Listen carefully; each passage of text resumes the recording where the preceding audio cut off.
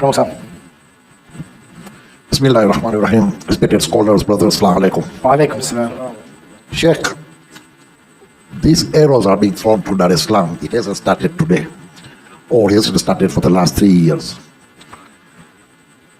I think the father was here 20 years back, and he had tried, but then he tried another.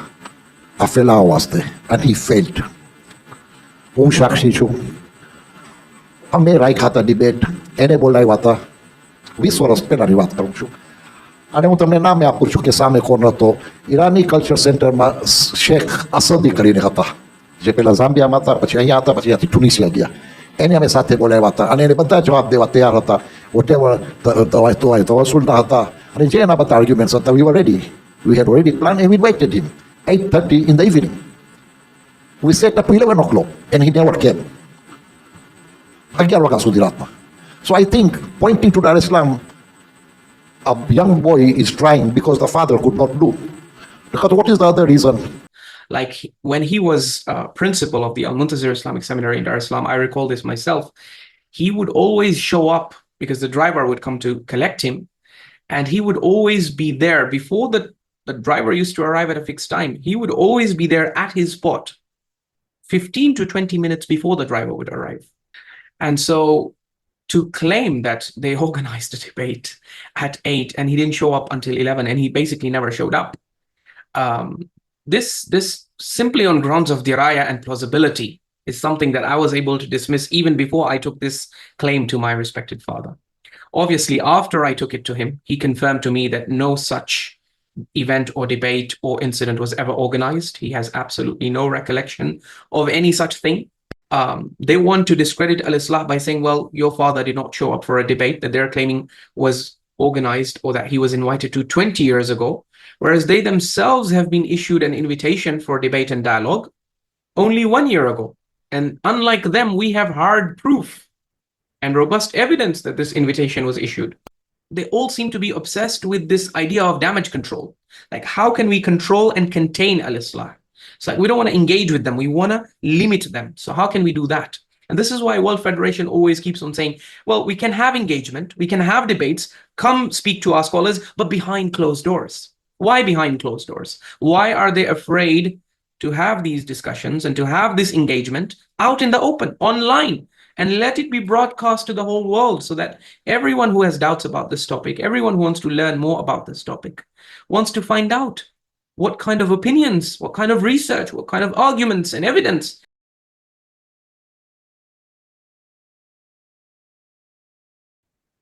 Bismillah ar-Rahman ar-Rahim. We begin in the name of Allah, the most beneficent, the most merciful. I've been requested to dispel another myth or rumor that has been circulating and doing the rounds. It seems now from exposing false and fabricated ahadith, our role is shifting to dispelling rumors, unfortunately. And I think this is what happens when sometimes you present something, evidence, arguments, proofs, you make a case and it's very strong and robust and unassailable, and people don't have anything to counter you intellectually. So they try to resort to plan B, which is just to distract and divert the discussion by bringing up all sorts of red herrings, including unfounded claims, misinformed statements, and downright false rumors.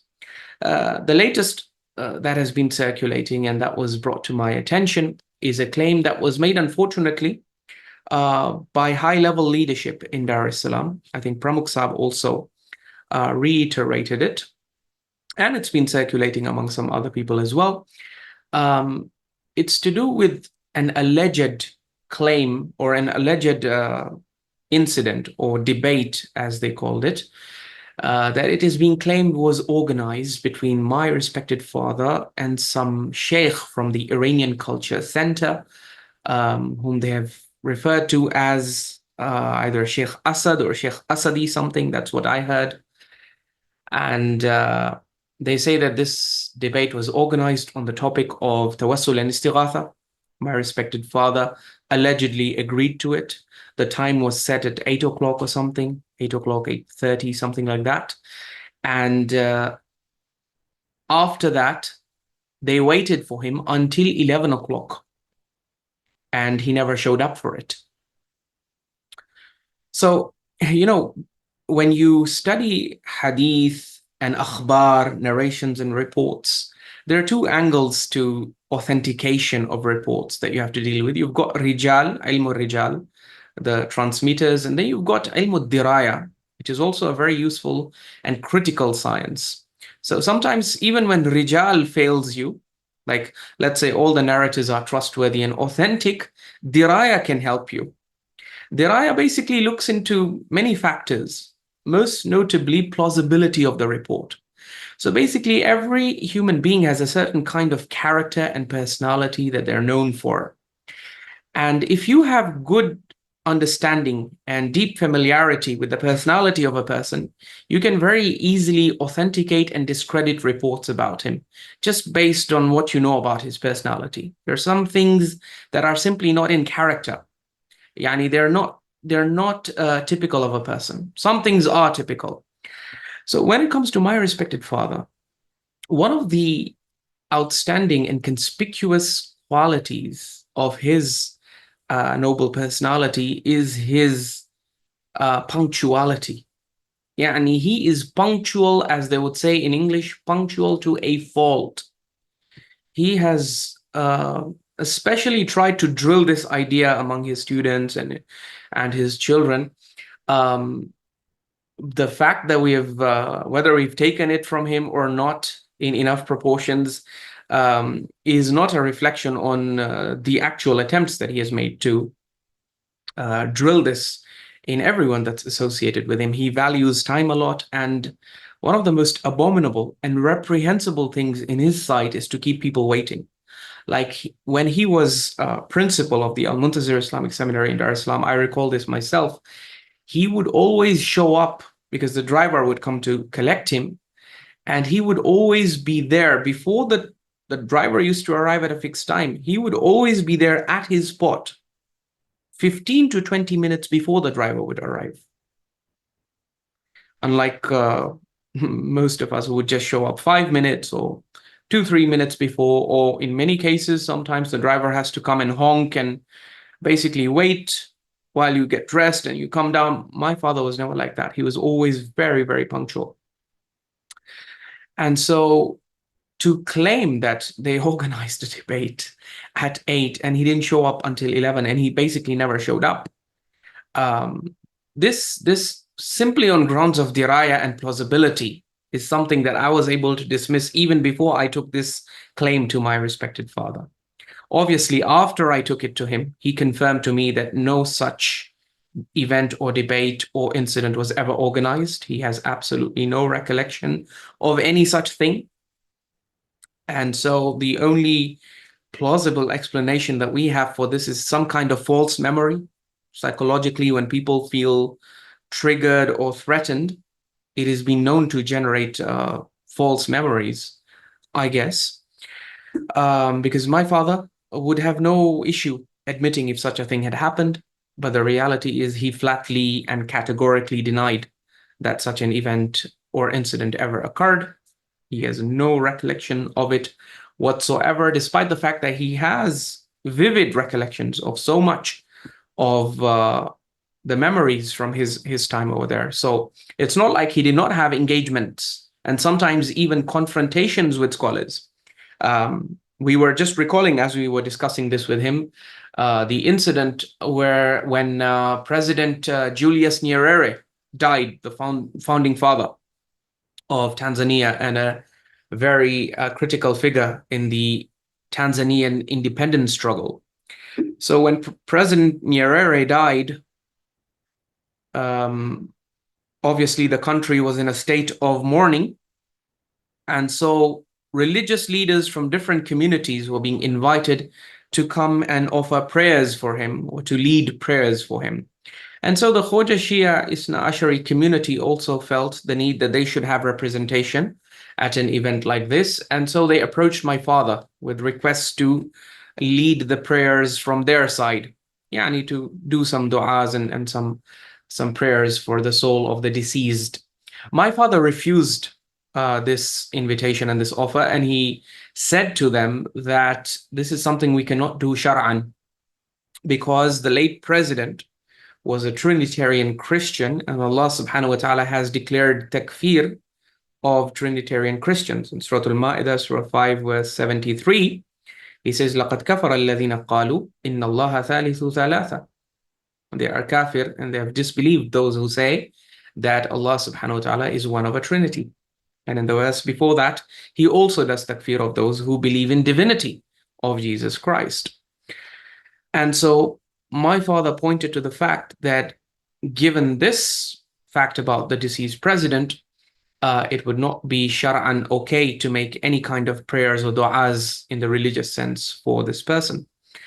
But the Jamaat was not too convinced by this, and they felt a very pressing need to be represented at this event, because obviously you're part of the country, you're living in the country, you want to have good terms and relations with the government, and you want to show that you are basically with them at this time of mourning. And so they approached Al-Marhum Al-Allama Al-Sayyid Sa'id Akhtar Rizwi, or Radawi, who's the late father of the resident alim in Toronto, Maulana Sayyid Muhammad Rizwi. So they approached him, and I think they put pressure on him to try and convince my father to go ahead with this. So Marhum Allama Sahab agreed. And so my father was called to a meeting with Al-Allama Sayyid Sa'id Akhtar Rizwi, in which he tried to convince my father that he should go and basically perform prayers and basically pronounce some prayers for the late president, to which my father once again refused and reiterated his case. And he pointed to the fact that the Quran is very clear on this. Allah subhanahu wa ta'ala in Surah At-Tawbah, Surah number 9 of the Quran, verse 113, he says, مَا كَانَ لِلنَّبِيِّ وَالَّذِينَ آمَنُوا أَن يَسْتَغْفِرُوا لِلْمُشْرِكِينَ وَلَوْ كَانُوا أُولِي قُرْبَى مِنْ بَعْدِ مَا تَبَيَّنَ لَهُمْ أَنَّهُمْ أَصْحَابُ الْجَحِيمِ. Allah subhanahu wa ta'ala says, it does not behoove the Prophet and those who have believed that they should perform prayers of forgiveness. They should seek forgiveness for those who are polytheists after it has become clear to them that they are companions of the fire. So citing this verse, my father stood his ground and flatly refused to make any kind of prayers.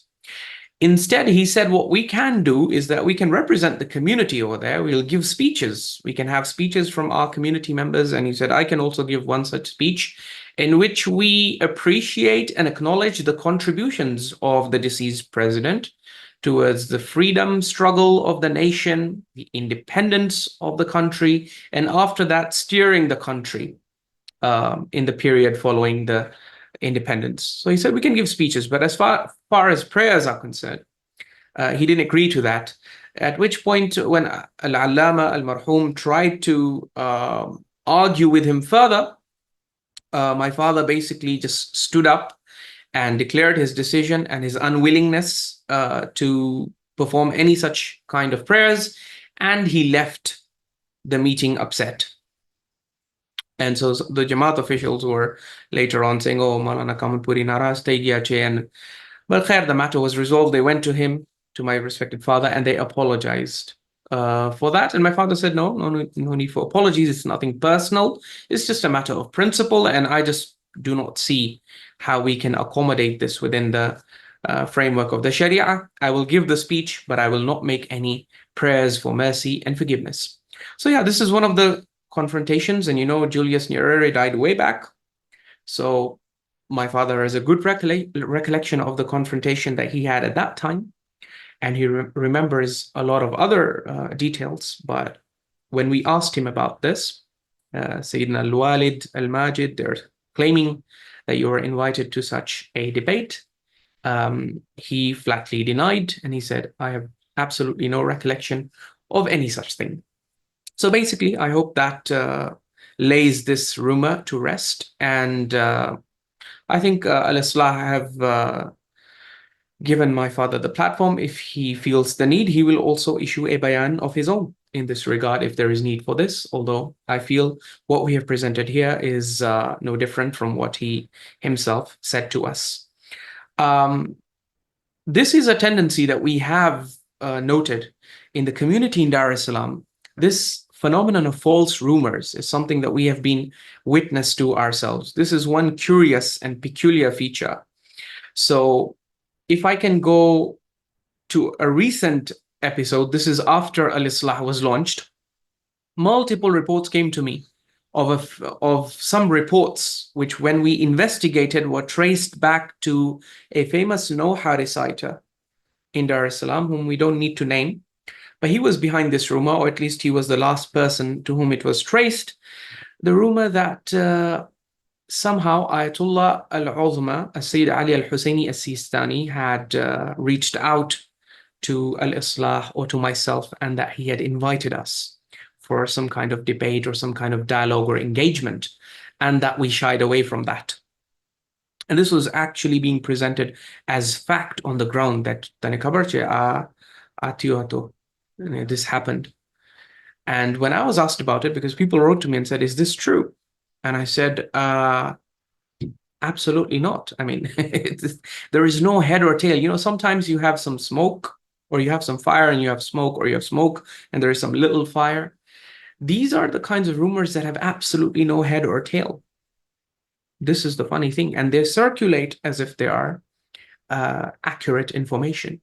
This is one. Another one that I recall from my time in Dar-es-Salaam is a period when we were living there, when it was widely circulated that our family was shifting and moving permanently to New York, the Big Apple, when we absolutely had no such intention, no such plan, and no such thing had crossed our mind.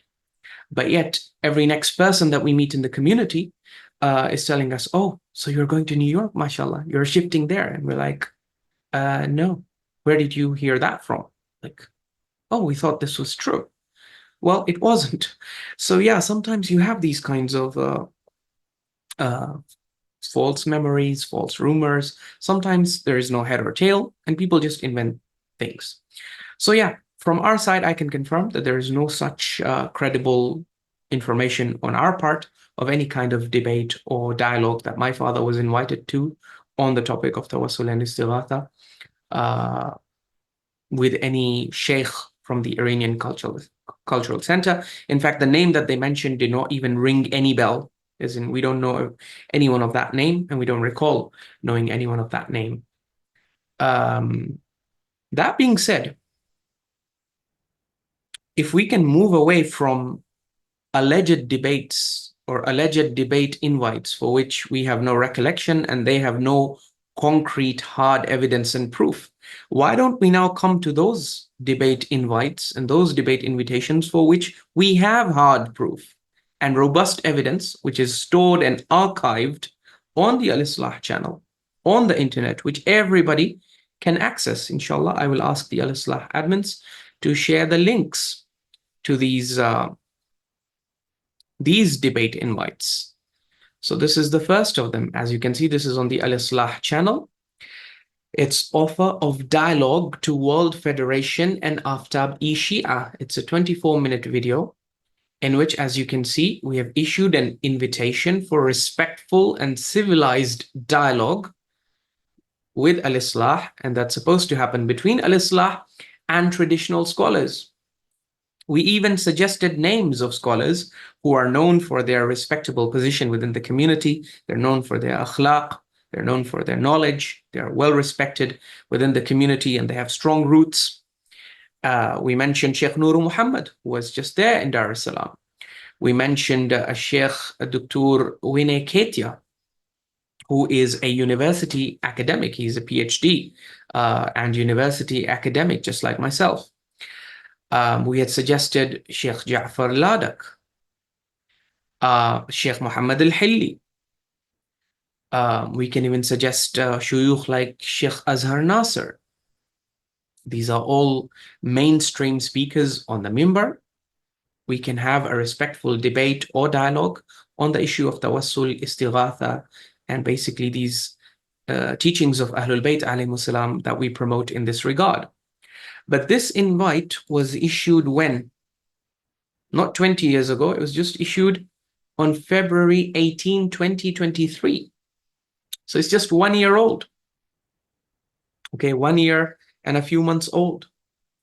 And yet there has been no response to it. No positive response. Nothing was done on the part of the World Federation or AFTAB eSHIA, which is an organ of the Africa Federation. Nothing was done. So apparently somehow these people want to try and discredit Al-Islah by referring to a non-existing debate, alleged debate that never happened, or that we do not have any recollection of happening, or any invite being issued 20 years ago. They want to discredit Al-Islah by saying, well, your father did not show up for a debate that they're claiming was organized or that he was invited to 20 years ago, whereas they themselves have been issued an invitation for debate and dialogue only 1 year ago. And unlike them, we have hard proof and robust evidence that this invitation was issued. And in fact, after this invitation was issued, there was some, I think, informal communication with Al-Islah admins. If Al-Islah admins remember, you can even post a photograph maybe of the poll that you brothers did. Remember when they had approached you and asked you to do a poll? They wanted to see how many people in the community actually want such a debate to happen. And I think Al-Islah admins did conduct the poll. And I think there was good participation in it. And we had so many people saying that, yes, we want to see such a debate and engagement happen between the traditional side and between the revivalist side, between Al-Islah and the traditional side.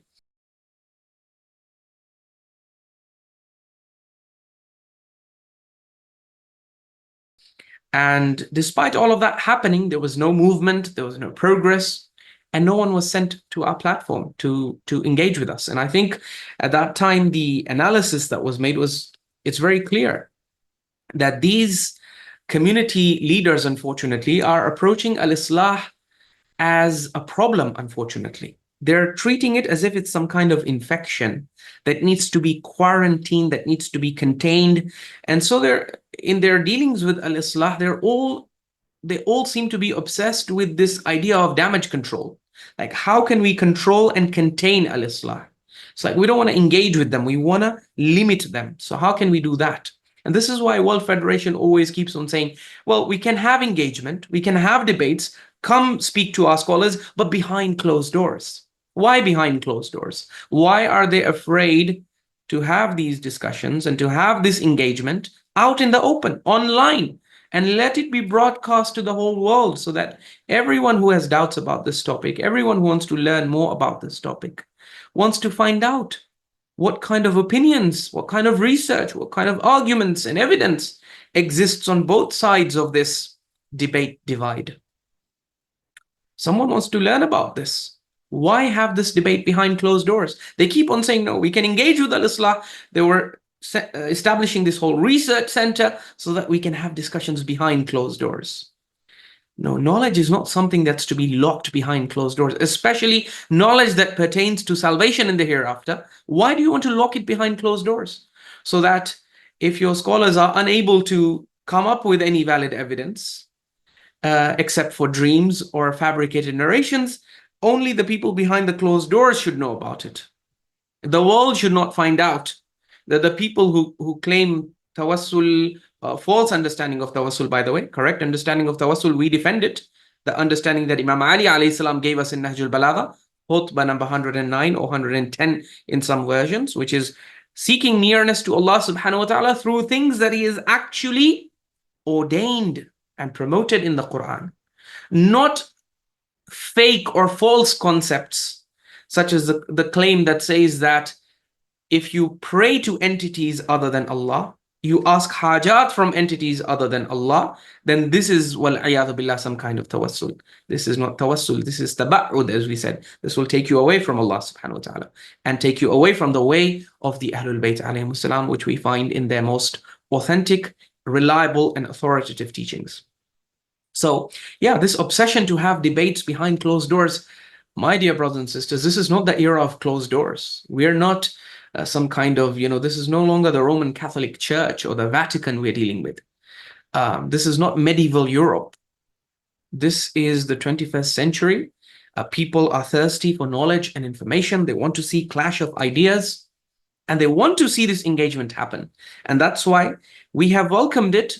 But unfortunately, the traditional side fears that if such an engagement happens, the evidence, the arguments, the case of al-Islah, which is based on the clearest verses of the Quran, the most authentic traditions and sayings and statements of the Imams of Ahlul Bayt alayhimus salam, and even the admissions and confessions of high-level maraja and mujtahideen and scholars, all of this evidence, when their public is exposed to it for the first time, unfortunately, in many cases, this will basically shake people, and they will realize that they had been taken for a ride. A lot of the truth had been suppressed and hidden from them, and they were given only one narrative or one side of the story from the mimbar, unfortunately. And they don't want their community members to find out about this, and this is why they've been blocking all these attempts, unfortunately. So khair, we had issued this invitation, as you can see, and then there was another segment where the World Federation's feeble attempt to shy away from debate was discussed, because this idea was presented to them and they tried to shy away from it. They tried to make excuses of all sorts. And most recently, another debate offer was issued to the Sheikh in Dar-es-Salaam. And again, there was no response and there was no invite. There was no favorable response or reply. So it's quite funny that they're using a 20-year ago incident that they're claiming happened, which we have no recollection of, and they have no evidence for. They're using that to somehow discredit and show that we are people who are not interested in debate, discussion, engagement, dialogue, when in reality, they have no proof for their claim. They have no visible, tangible, concrete proof to prove that they ever invited my respected father. And we have counterproof to show that when my respected father was invited, for example, to have a face-off with Al-Allama Asid Marhum Sayyid Akhtar Rizvi, he actually went and he stood his ground and he presented his case and his evidence. So if he did not shy away from facing Al-Allama Sayyid Saeed Akhtar Rizvi Marhum, then why would he shy away from some lesser cleric associated with the Iranian Culture Center? So this is simply not a plausible claim as far as we are concerned. But they're still trying to use it to badmouth and discredit somehow, or to drag my respected father's name through the mud to show that we have some kind of intellectual cowardice or something. When in reality, we have the hard evidence to prove that we actually did invite multiple times, and there was no favorable reply from the other side. We were asked to do a poll, which was done, and things ended there. There was no favorable outcome. So khair, we are taking this opportunity to once again renew these invitations, because I think the community leadership owes it to its public and its audience to expose it to both sides of the argument. And look, it's not like, I think as far as managing expectations is concerned, we need to have reasonable expectations.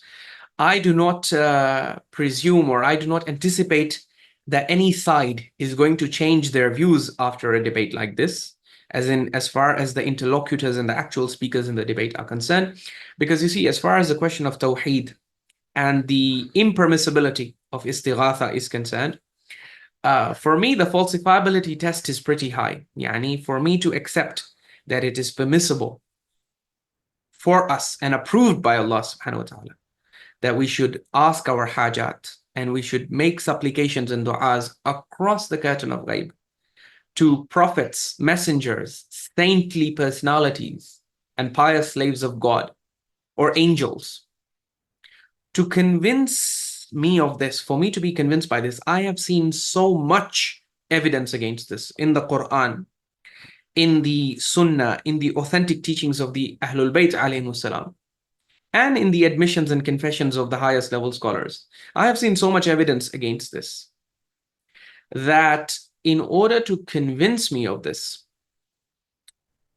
there would have to be, the only thing that would convince me of this would be if Allah subhanahu wa ta'ala were to reveal a new Quran, and in it he were to announce that the previous Quran is completely cancelled and abrogated, and that this new Quran has come in its place. And in that new Quran, Allah subhanahu wa ta'ala were to establish this practice, the way he established the actual teaching in this Quran, that ud'uni astajib lakum, when you want to do dua, you call upon me and I'll answer you. When you are in trouble and distress, أَمَّن يُجِيبُ الْمُضْطَرَّ إِذَا دَعَا هُوَ يَكْشِفُ السُّوءَ. Who other than me, Allah challenges, who does remove the distress and calamity and affliction of the distressed when he calls out to him and removes the evil and makes you vicegerents in the land?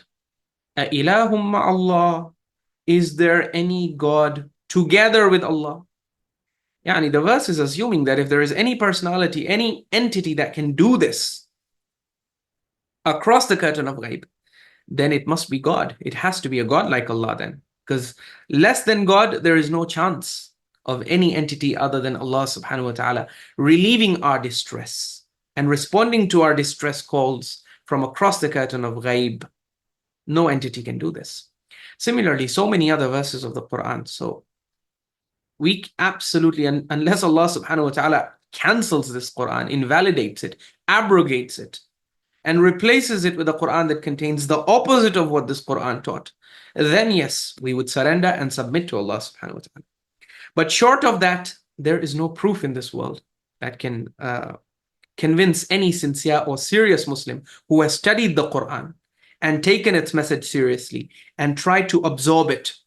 It's just simply no way you can be convinced by any lousy argument. And they have nothing but lousy arguments. They have gymnastics, they play games with verses, same kind of stuff that we've been exposing this Muharram. That's all they have. And this is why they are shy to come forward to debate, because they know that in an open and fair, moderated time debate where people are not allowed to interrupt each other, each side is allowed to present its case undisturbed and undeterred, they know that their arguments and their weak evidence has no chance of standing. This is why, unfortunately, they have been avoiding.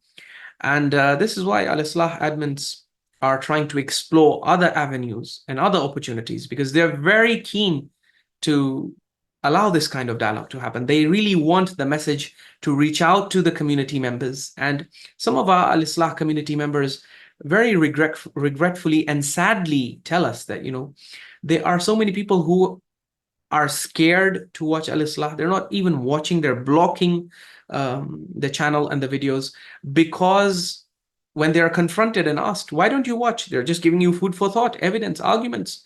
They're not forcing you. They're not presenting anything dodgy. Just listen to them, hear them out, and then make up your mind.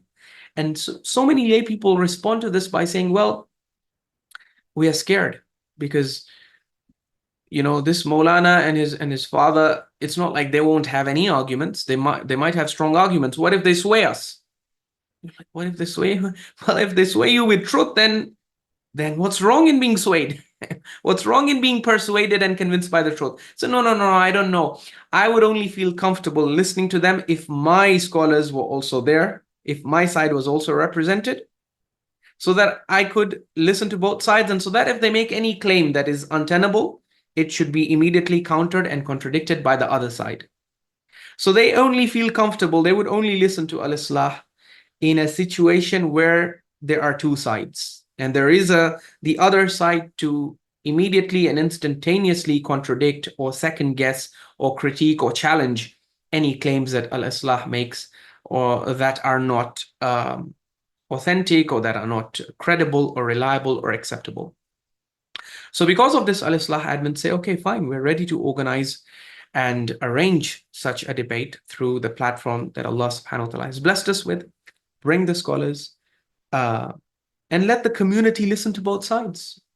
It's been a very long time you people have been giving them Only one narrative from the mimbar. And anyone who tries to present or who wants to present the alternative narrative, which is also supported by heavy evidence and heavy proofs and arguments, and also supported by scholars in the Hawzat, you don't want to give that camp any platform or any opportunity to present their case from the mimbar. Fine. The mimbar is yours, you control it, and it's your prerogative. And we are not asking for that mimbar. We are inviting you to our digital mimbar, which the community has lovingly provided us with to present the other side of the story. So Al-Islah in this sense is being very generous. If it wanted, it could go for tit for tat. You have blocked your mimbar from our side, so our mimbar is also a no-fly zone for you. But Al-Islah admins are generously offering you their platform where their audience, you can come on their mimbar and on their platform, present your case, and Al-Islah audience will listen to you. And bring your audience as well. They will also listen. It will be a timed, moderated debate. Both sides will have ample time to present their case and to discuss the evidence. And at the end of it, let everyone be free to make up their mind and decide which side has the more convincing argument and the more compelling case.